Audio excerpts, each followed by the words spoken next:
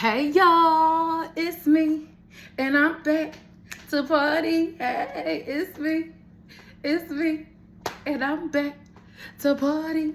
Hey, no, hey guys, I am super excited to be back, and just talk some trash with y'all a little bit, because it's been a couple weeks. I said, let me get on here. I like to be led to make videos, and I really try not to be hyper like manufactured or anything. I like to just go off of vibes and feels. And so I had saw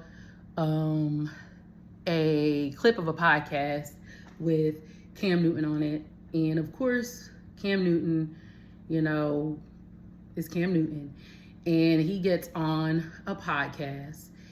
And he gets questioned about his live-in girlfriend, baby mom, Jasmine Brown, who is pregnant with her second child by him. Now, mind you, I want to say he has 9 kids already, like 7 different women, 9 kids. And I believe the child that she's pregnant with is number 10.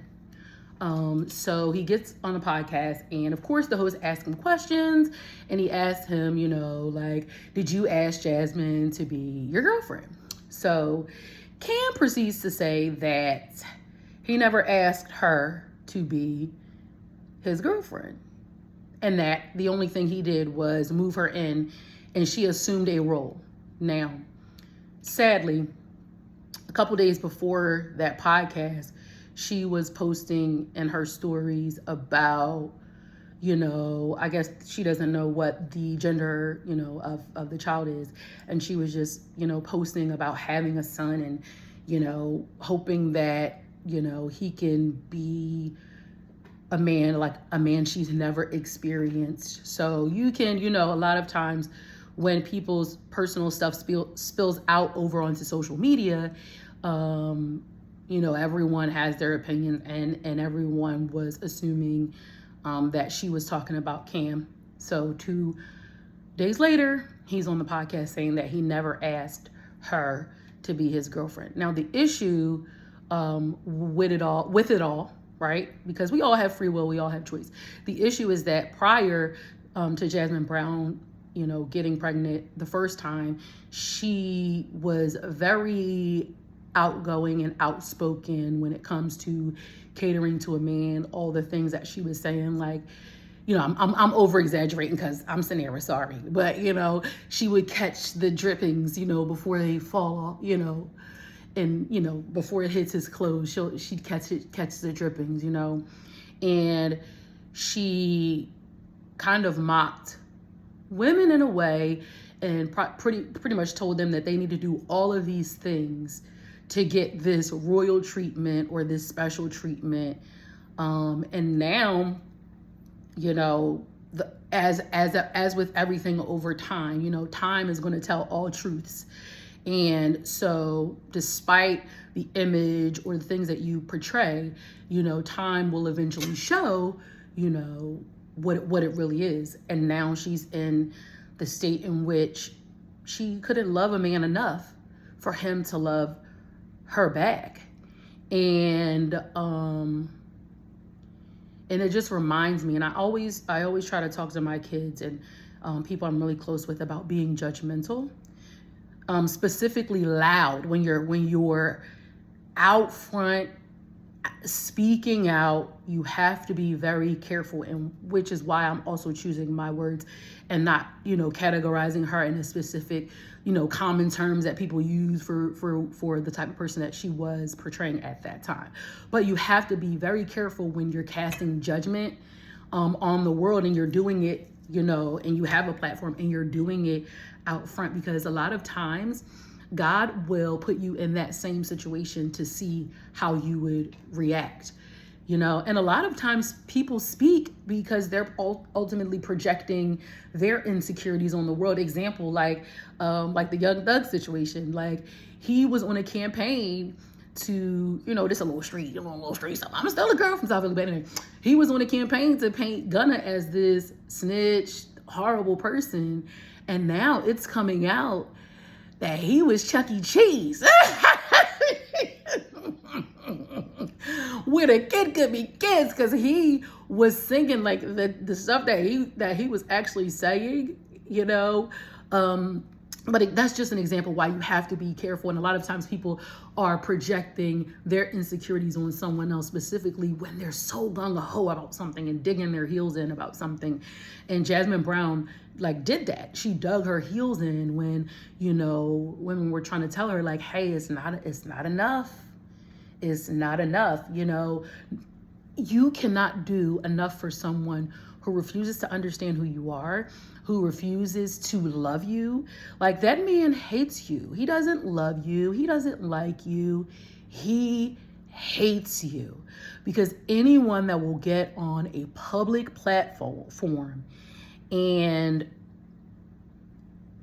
knowing that you guys are supposed to be together and you're pregnant, which means you're in a very vulnerable state.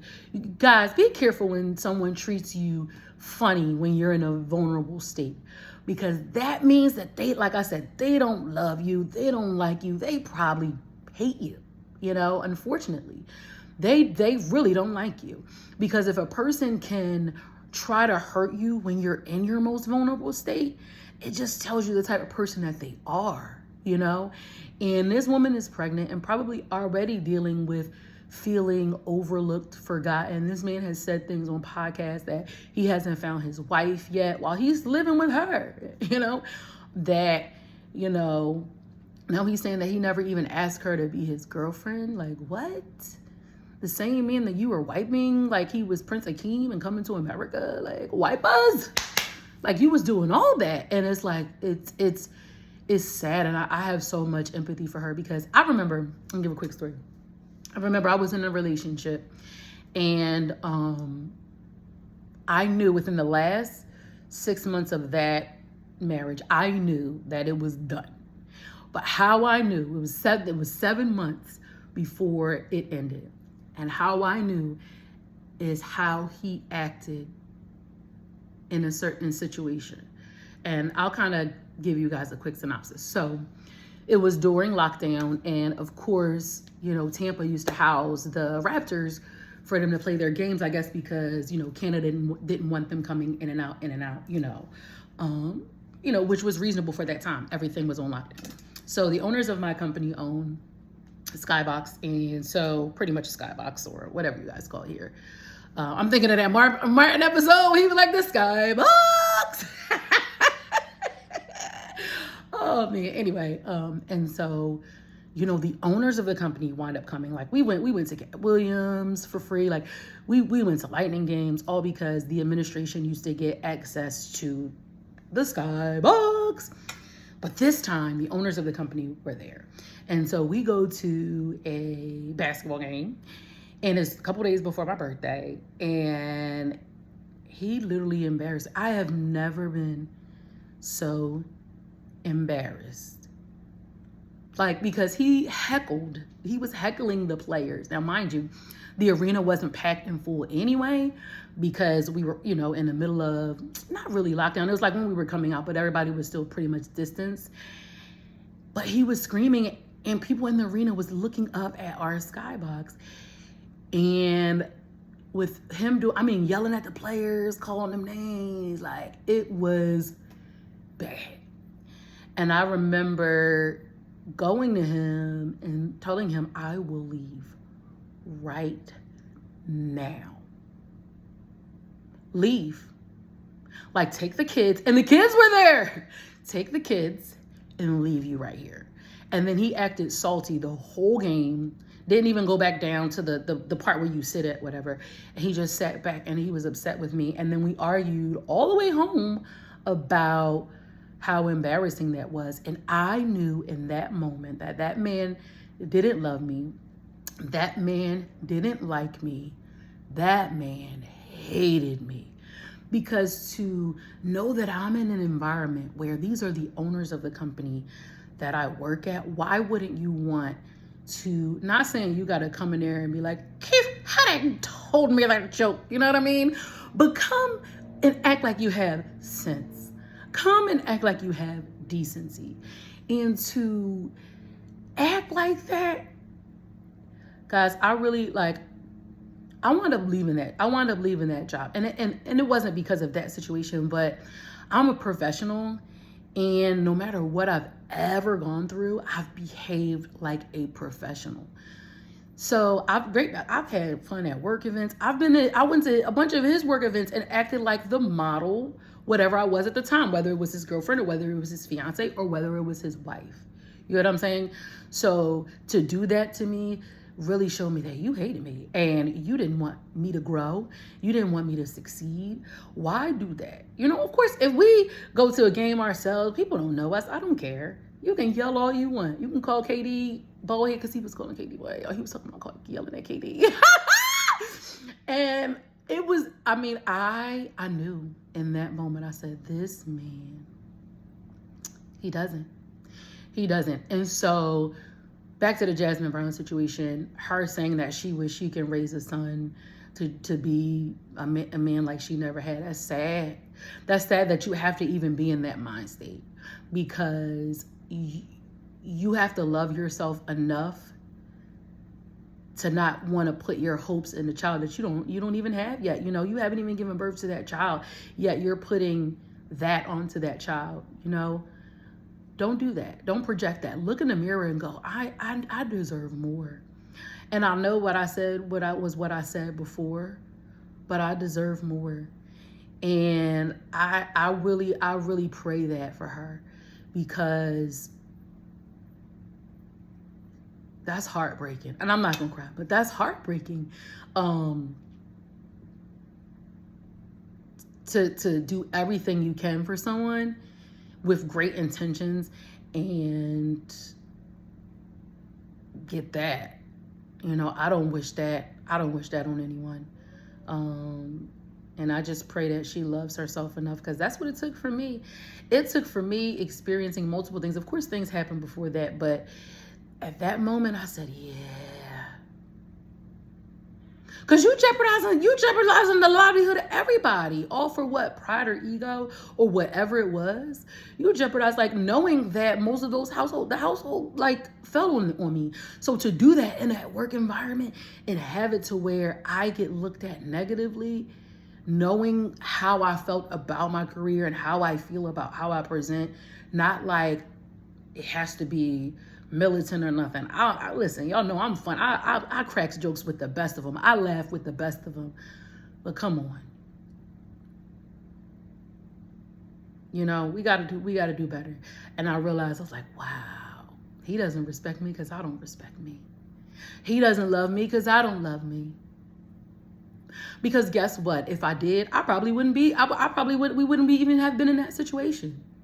Because it had been many times before that where I was in a situation where I was like, yeah, this ain't it. You know? I know what I deserve, and why I've been single for this long is because I'm not settling again. I made a promise to myself that I'm not settling again. I will not accept. I've talked to guys, after that marriage, and a couple of them gave the same vibes. And I was like, oh no. Oh no, I gotta go. Oh no, gotta go. And it's okay. I would rather be single. I would rather be single to feel how I felt that day. I would rather be single than to feel how Jasmine Brown probably feels in this moment.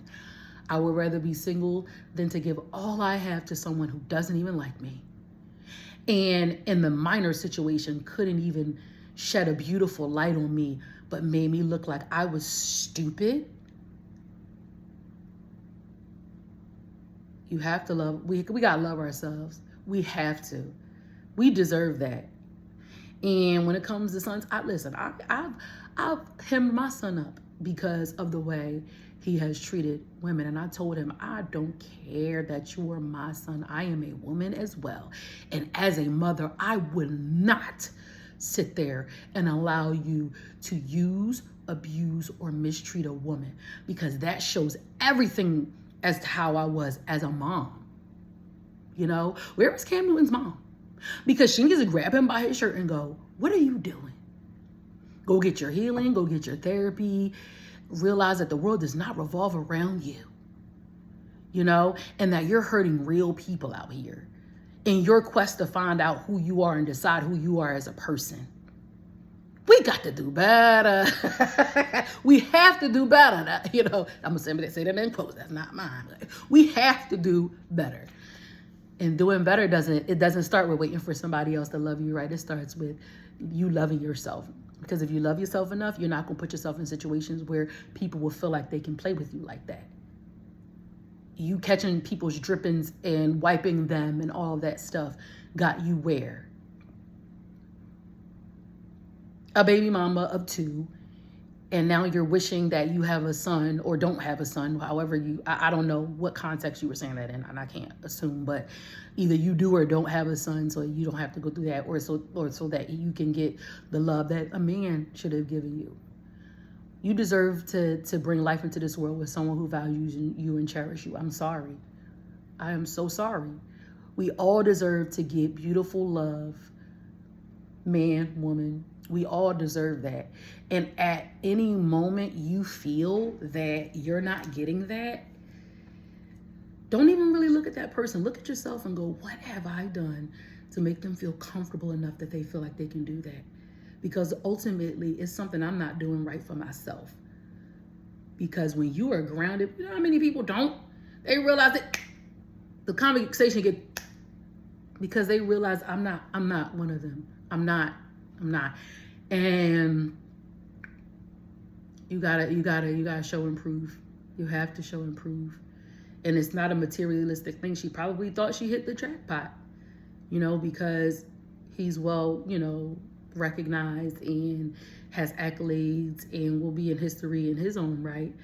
But you took yourself off the shelf for someone who probably will never see your value. And I never want to be like that again, you know, and why I know what I want, you know. So I just want to jump on here, guys, say hey, and kind of, that was on my heart, and I thought about that, and I thought about that time, and that my experience is not to down anyone, but it really impacted me, and obviously so much so that I remembered it when, you know, I had seen what she was going through. But we deserve to be loved right. And so I wish that for you all. Have a great day.